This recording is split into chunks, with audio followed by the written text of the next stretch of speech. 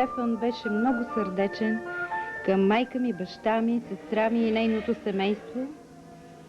И в този фамилен дух е възпитан и нашия син Пламен, който имаше късмет, че основата на музикалните познания беше поставена от един такъв голям музикант, талантлив и високо ерудирана личност, каквато беше баща му. Стефан Троянов постави, когато бях 5 годишна.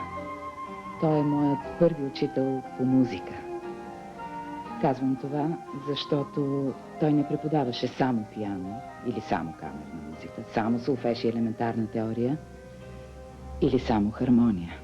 Той държеше в себе си ключа от света на музиката и разтваряше пред нас вратите на този свят, чието безспорен господар е самият той. Стефан Троянов не развиваше у своите ученици само музикалния талант.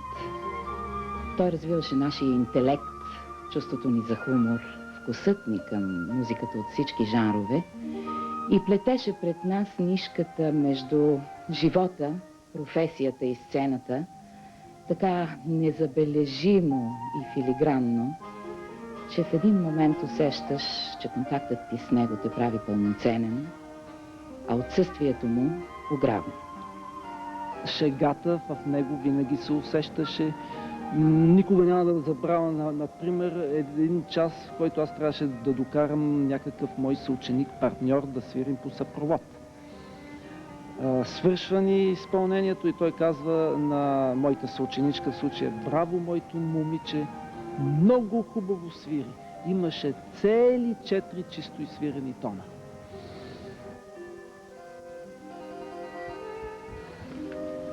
От съвместния ми живот с Стефан аз имах възможност да усетя различните нюанси на неговия характер.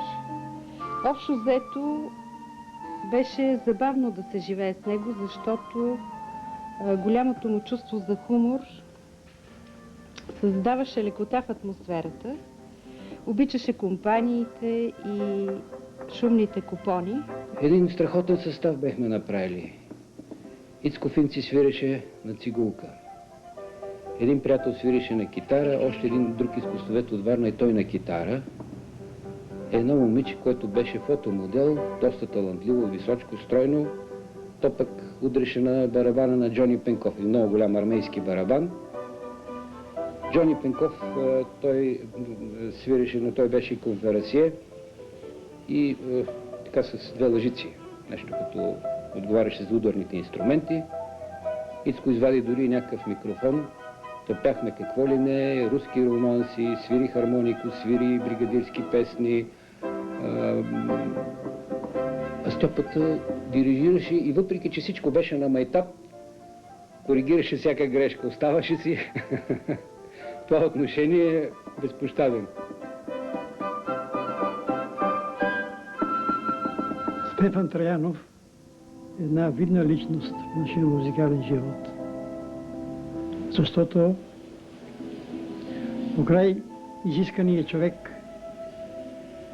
професионален музикант, имаме и едно творчество, онагледено в произведения, в изпълнения, което говори за един богато минал живот.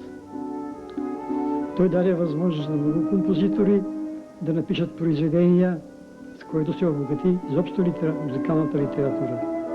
В съвместната работа с квартета Олина, да признае, погледа ми най-често е спирала върху него, защото той имаше една особена деликатност, една събраност, една затвореност вътре в себе си, която го караше човек винаги да седи и да изчаква какво ще поддаде или какво ще излезе от него, а от него най-често е излизал един великолепен хумор, значи някакво внезапно съждение, което изведнъж ще хвърли нещата в съвършено друга посока, че им даде друга светлина и ще ги накарате да звучат по нов начин. Разговорите с него бяха удоволствие, но и ангажимент. Приятелските ни срещи носеха отмора, но и ме държеха на щрек, защото никога не можех да бъда сигурна, че съм разбрала до край всичко това, което означава дори само една негова дума. Не зная колко живота са необходими, за да бъде изчерпана тази енергия, но със сигурност знам, че един живот не стига за това. Може би най-красноречиво за него говори словесния автопортрет, който той си направи в интервю за един вестник. Като скорпион съм винаги неспокоен и имам нужда от сигурност. Дава ми го жена ми Мария, която е Козирог. Хуморът е втората ми природа. Не знам дали да го развия в изкуство. Синът ми Пламен е в САЩ, в Лос-Анджелес, където превзе Марока. Това е Стефан.